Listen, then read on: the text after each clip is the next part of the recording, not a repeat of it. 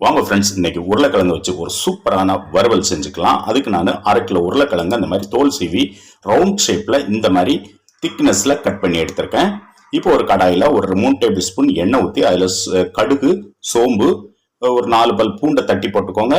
ஒரு கொஞ்சமா கருவேப்பிலை சேர்த்து லைட்டா வதக்கி விட்டுலாம். இப்போ நம்ம கட் பண்ணி வச்ச உருளைக்கிழங்கை சேர்த்துக்கலாம். சேர்த்துட்டு நல்லா ஒரு 2 நிமிஷத்துக்கு நல்லா அந்த எண்ணெயிலே வதக்கி விடுங்க.